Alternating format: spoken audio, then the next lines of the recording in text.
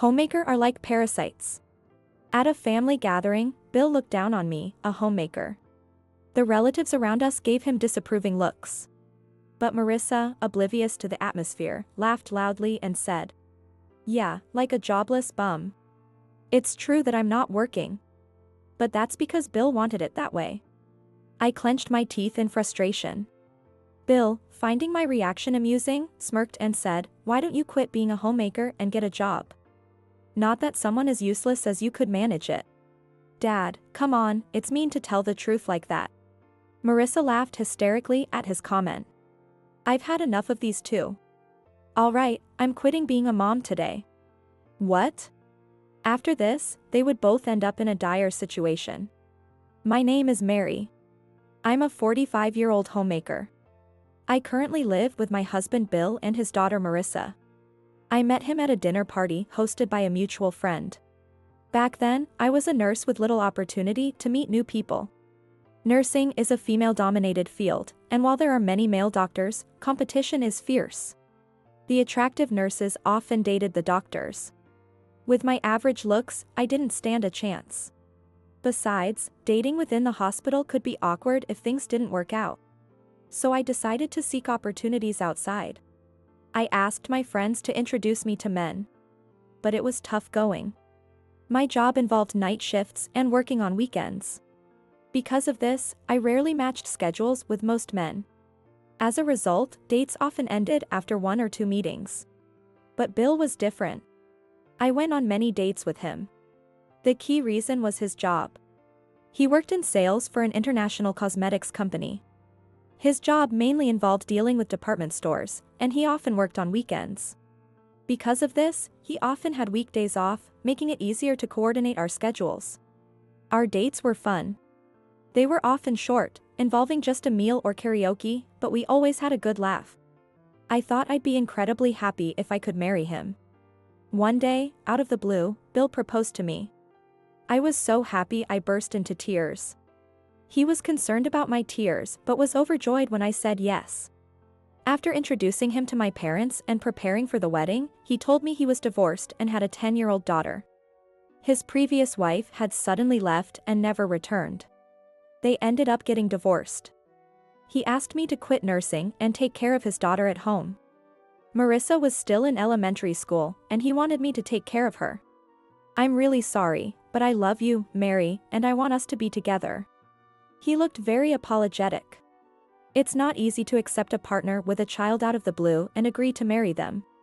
That's why I think he couldn't tell me until the last moment. But I loved him, so I agreed with a smile. I really loved my job as a nurse and thought it was my calling, but I had to give it up. A new life with the person I love. I was looking forward to starting my married life with him. For the next 10 years. I supported Bill and Marissa as a homemaker. To outsiders, our family might seem ideal. A 3-person family living in a house with a yard. And I'm a homemaker. Bill works for an international company, so we appear financially comfortable. But the reality was different. Since we got married, Bill stopped seeing me as a woman. He treated me more like a housekeeper. One morning shortly after we got married, he, looking sleepy, sat silently at the dining table, having just woken up. "Good morning. Breakfast is ready," I said, setting breakfast on the table. Pancakes, scrambled eggs, grilled salmon, and small side dishes. Suddenly, he said, "Hey, wait a minute," stopping me. "What's wrong?" I was surprised when he suddenly called out to me, so I turned around and asked. He glared at me and accused me. "Why are you serving fish for breakfast? What if Marissa eats it and a bone gets stuck in her throat?" Huh? I was bewildered by his comment. It's a valid concern for a small child. But Marissa was in 4th grade. Surely she could handle removing the bones herself. So I argued back. She eats fish for dinner sometimes, and she's in elementary school now, so it's fine. I've already removed the big bones. Despite my explanation, he wasn't satisfied. He looked at me with disgust. "Are you being careless because she isn't your real daughter? Don't slack off just because you're a homemaker."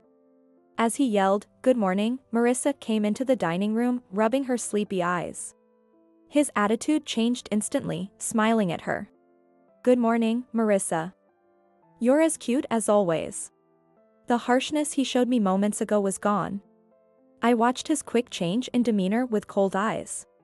He never showed me that smile after we got married, but he lavished it on Marissa. He gently patted her head and talked to her. She smiled as if it were the most natural thing in the world.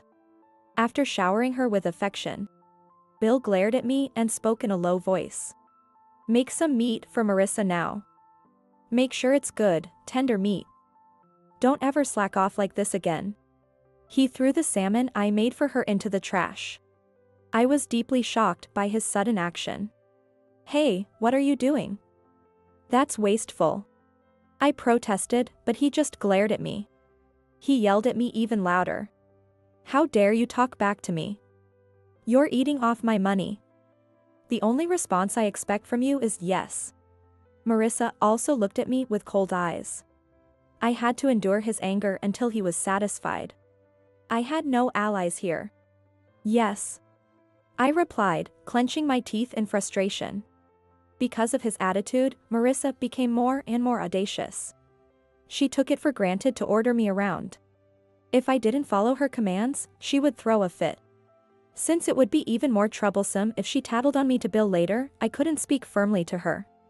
10 years have passed since we started living together, and Marissa is now 20. She's a college student, but she leaves all her chores to me. Today, she came back from college with "I'm home" and threw her coat and socks at the entrance. She made no effort to pick them up. Hey. Can you put your laundry in the basket? I pleaded as I hurriedly picked up the things she had scattered. She even threw her rain-soaked clothes on the floor.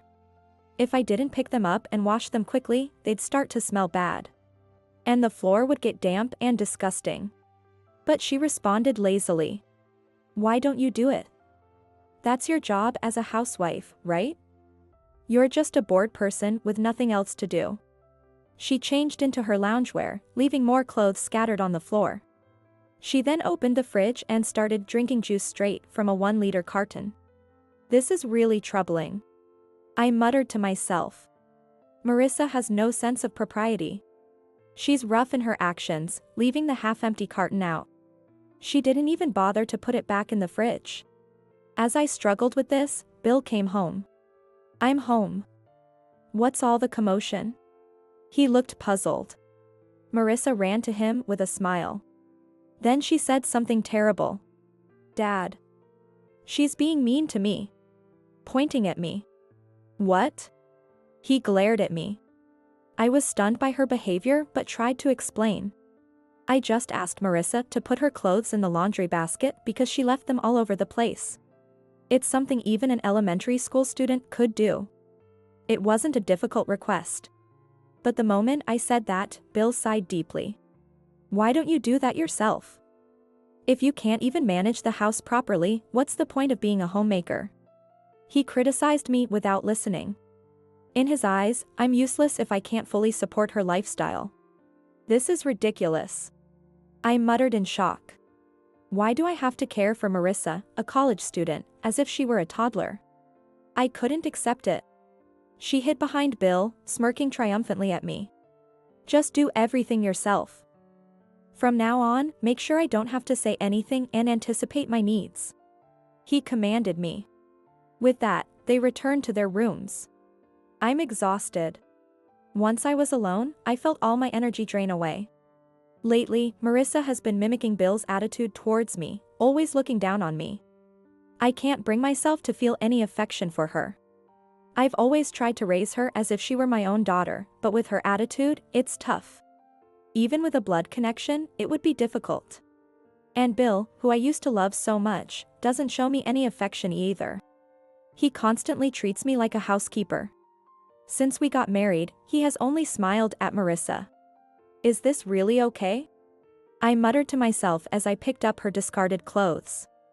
Then he suddenly told me. We're going to a family gathering at my parents' house this Saturday. Get everything ready. I was taken aback by his announcement. Saturday? That's the day after tomorrow. Why are you telling me something so important now? Today is Thursday. I need to buy a gift for the in-laws and rearrange my plans for Saturday.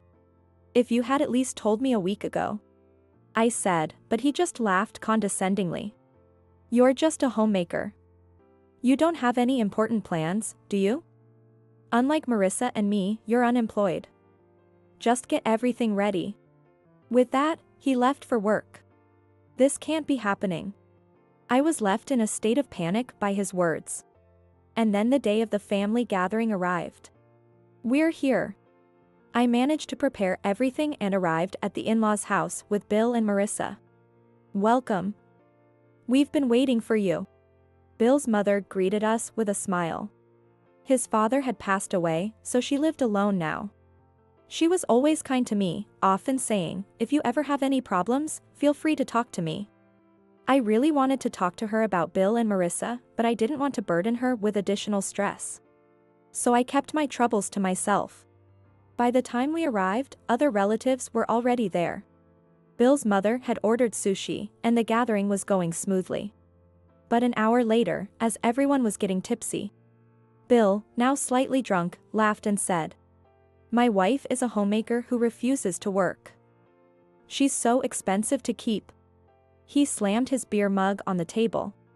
"Bill, what's gotten into you?" his mother asked.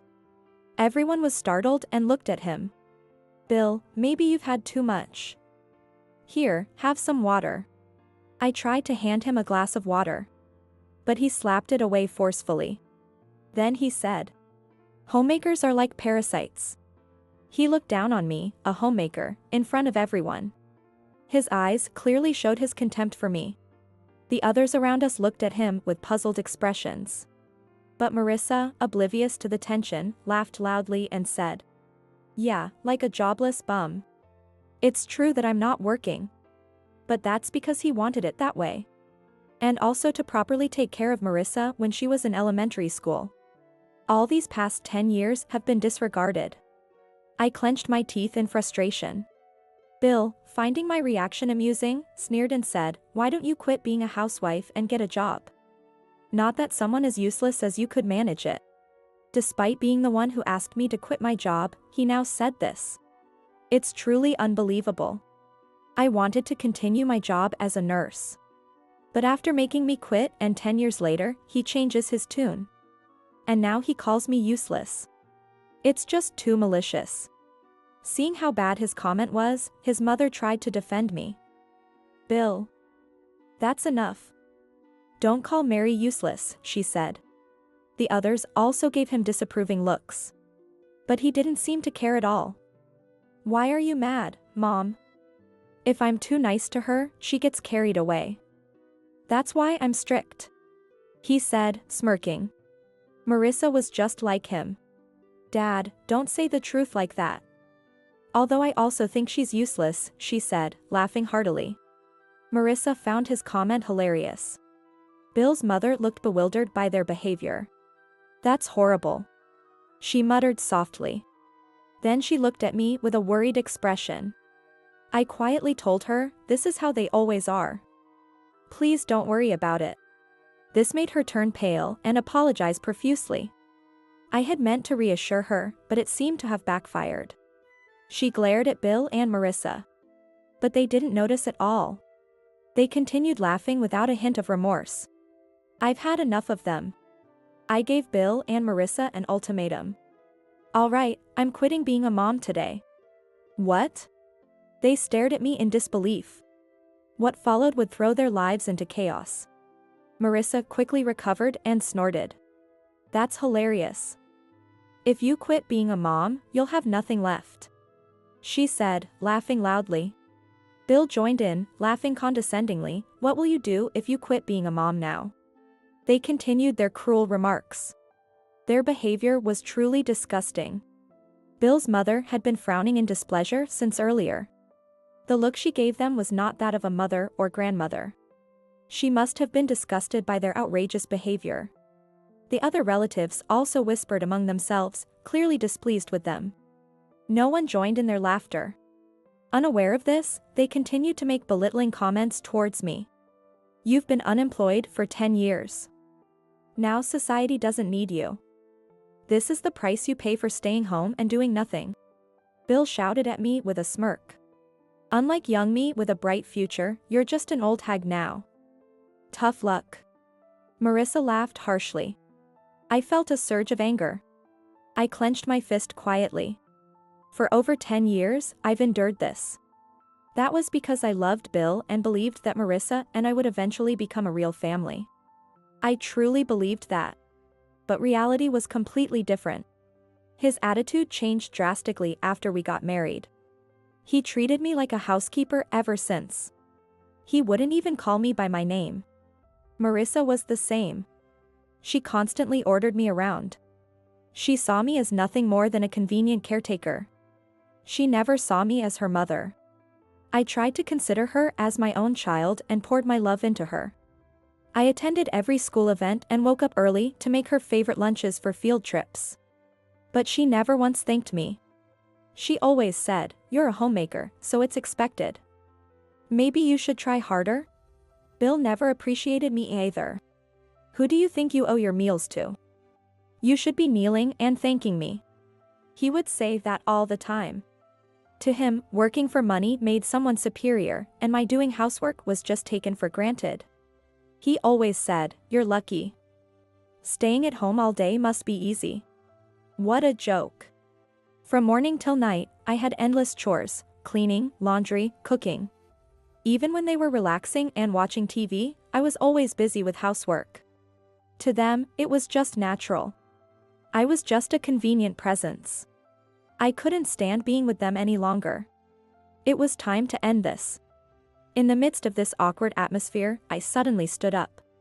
Bill and Marissa were startled by my sudden movement. "What's with you? You're scaring me," he protested in a high-pitched voice. With a blank expression, I declared, "I'm quitting being a mother. From now on, I'm a stranger to you, Bill and Marissa. Goodbye." I quickly grabbed my bag.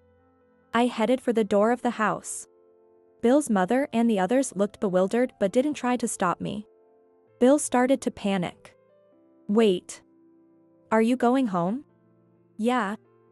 It's rude to leave in the middle of a gathering." "How could you think of going home now?"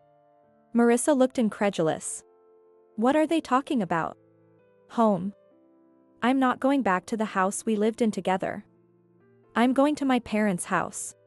I replied, half amused. "I don't want to live with them any longer."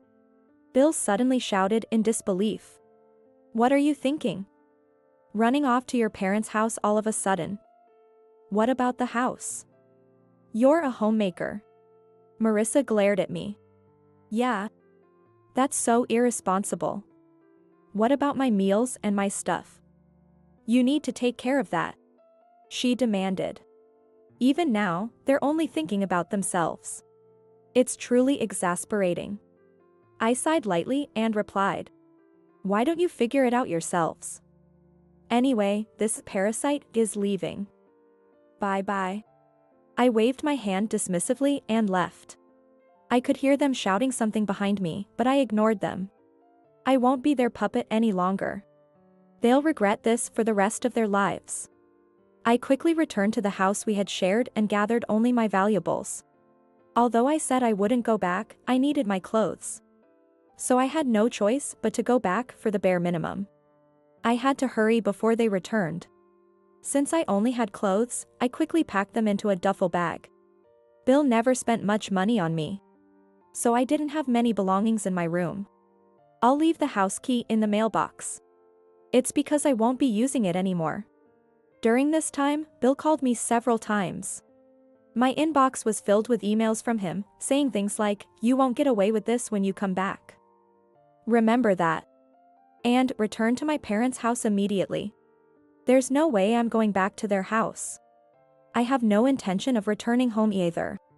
There was nothing to lose in my divorce from him. I headed straight to my parents' house. I had informed them beforehand, so my mother welcomed me warmly. My father also looked concerned. My real family consists of just these two. I nearly cried at their kindness. So I began my new life at their house. Life at home turned out to be surprisingly comfortable.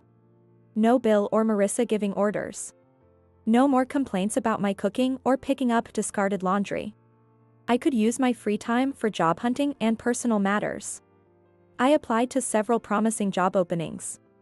Now that I'm single, I can work night shifts. Soon, I received interview invitations. During this time, Bill and Marissa kept calling, but I ignored them completely. Their home must be in chaos by now. They're probably calling because they're in trouble. I have no intention of helping them. Resolutely, I ignored their calls. About 3 weeks later. Since I had been a nurse, I managed to find a new job. It's a full-time position as a regular employee. Despite the 10-year gap, I was worried about whether I could manage. But I have no choice. I steeled myself. The night before my first day at my new job, my mother came into my room with a troubled expression. "What's wrong?" I asked her. She hesitated before saying, "Bill and Marissa showed up at the door." I couldn't turn them away, but I don't know what to do. It was clear she was distressed. Since I'm still technically married to Bill, she probably didn't know how to handle the situation. My father, worried about me, offered, "Do you want me to tell them off?" I didn't want to burden my parents any further. So I reluctantly answered, "I'll go." I needed to settle things with them. I walked to the entrance. Opening the door, I saw Bill and Marissa standing outside the gate. "What do you want now?" I asked coldly. I had no intention of letting them into my parents' house. So when Bill said, "Let us in," "It's cold out here," I didn't open the gate. Instead, I added, "If you have something to say it here. Make it quick." He seemed slightly taken aback by my defiance. He let out a big sigh before speaking. "How long are you planning to laze around at your parents' house? Things are a mess at home." Every word out of his mouth was an insult. He was clearly angry. He probably still believed that everything was my fault, without reflecting on his own behavior. Marissa glared at me and added, "Yeah. The house is a disaster because you're not there. All our clothes are dirty, and we have nothing to wear. Just come back and fix it already." Since I left 3 weeks ago, neither Bill nor Marissa had done any housework. Marissa had left her clothes scattered everywhere. And neither of them had used the washing machine. Bill didn't scold her. Instead, he joined her in leaving clothes scattered everywhere. The living room was apparently filled with dirty clothes. Incredible. 2 grown adults, and this is the state of things? I muttered in disbelief. But he reacted to my comment. "Washing is your job. We left it for you to do. Be grateful and get it done." "Yeah. Do it now. That's all you're good for." Marissa laughed as she spoke. I was taken aback. How long did they think they could continue ordering me around like this? But if I let this go, they'd get their way. I wouldn't allow that. I calmly responded, "I'm not doing any of it. I'm divorcing you, Bill. You'll be hearing from my lawyer soon, so make sure you handle it properly." I spoke clearly and firmly. I didn't want to be manipulated by them any longer. He was not convinced. How can you get a divorce without any income? Someone as useless as you will end up homeless. He laughed derisively. Marissa, still smug, added with a laugh, "Being truly unemployed is tough, huh? Just apologize to Dad and come back home. We'll put you back to work." I had no intention of bowing to their demands. Besides, I already had a job. I smiled brightly and rejected them. I've already secured a new job. So don't worry about me. Instead, worry about living in your own trash heap. What? You already found a job? That was fast. Bill looked frustrated. Marissa was equally dismayed. I thought you'd be crying about not finding a job. This old hag is getting too cocky. She muttered in frustration. I couldn't believe how awful they were, hoping for my misery. As I considered this, Marissa suddenly had an idea. You're my mother, aren't you? You can't just stop being my mother so easily. I'm still a student. She tried to play the victim. But it was too late for that. She knew the truth. I smiled at her and said, "Marissa, you know the truth. We're not blood related. Once I divorce your father, we won't be family anymore." "What?" She turned pale as she realized this. She had finally remembered. Her mind seemed slow to grasp the situation. I was not her real mother. Her biological mother was someone else. So, once I divorced Bill, we would be strangers. If she had treated me kindly, perhaps I could have felt some motherly affection. But to Marissa, I was just a convenient maid. She always ordered me around and never showed any gratitude. In such circumstances, I had no desire to remain her mother. She looked frustrated, but she couldn't think of any solutions. She just glared at me silently. Bill realized my determination. Now that I had a job, there was no way to avoid the divorce. He looked at me with a frustrated expression. With neither of them saying anything more, I made my final farewell. "Goodbye. We won't meet again." Their faces twisted in anger. Their plan to bring me back to do the housework had failed. And with the divorce, they would have to handle everything themselves. They had to return to their messy house alone. They must be feeling hopeless. Ignoring them, I closed the door. Eventually, we got divorced. At first, Bill resisted, saying, "I won't divorce you. Everything will go back to normal if you come home." There was no way I would go back to being their maid. Through my lawyer, I conveyed that reconciliation was impossible and that if he didn't agree to the divorce, we'd go to court. He probably couldn't handle a court battle either. In the end, he signed the divorce papers. After that, Bill quit his job. It turns out he couldn't handle household chores at all. He didn't even do laundry. As a result, he started wearing dirty clothes. Naturally, his odor at work became unbearable, and his boss repeatedly reprimanded him. Bill, with his misplaced pride, reacted strongly against this. In the end, he quit his job. But even after quitting, he couldn't find a new job. Unable to take care of himself and attending interviews while smelling bad, he didn't get hired anywhere. Even if he found it difficult, Marissa could have done the laundry. But they both had become accustomed to doing nothing. There are many ways to handle laundry, like laundromats or hiring a housekeeper. The fact that they did nothing was entirely their fault. The house mortgage still needed to be paid, and there were Marissa's university expenses. At this rate, they were headed for financial ruin. Marissa called me once. I sighed when I saw her name but answered the call. "Hello?" She started talking rapidly. "Finally, you answered. The house is a mess. It's overflowing with dirty clothes, and it stinks. And Dad quit his job, so we have no income." I was fed up with her still trying to rely on others. "I'm no longer part of your lives. Maybe you should ask your grandmother for help?" I replied with a sigh.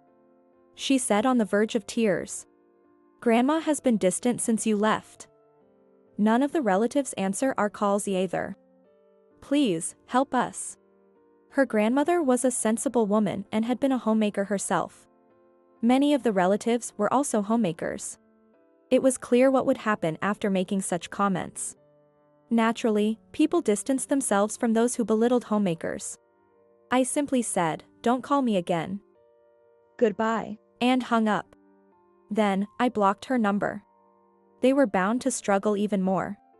Without income, they couldn't cover university expenses. She would likely have to drop out soon. But that was their fault for neglecting household chores. Unaware of this, they would continue to face hardships. 3 years have passed since then. My life has changed significantly. I remarried. Half a year ago, I married a colleague from the same hospital. I never thought I'd date someone from work, but he pursued me actively. Eventually, I gave in. He's a nurse in a different ward. Dedicated and serious about his work. Having been single by choice, he can handle household chores. He's even better at cooking than I am, which amazed me. He always treats me with respect as an individual. "Mary, is fish okay? For dinner tonight," he always asks me while opening the refrigerator. Bill, on the other hand, never did anything and constantly complained about the food I made. He saw me only as a housekeeper. That's why my husband's kindness means so much to me. Being a nurse is tough, but with his support, I'm managing. There will likely be many challenges ahead. But I know I can overcome them with him. I'm determined to keep pushing forward. That's how I feel.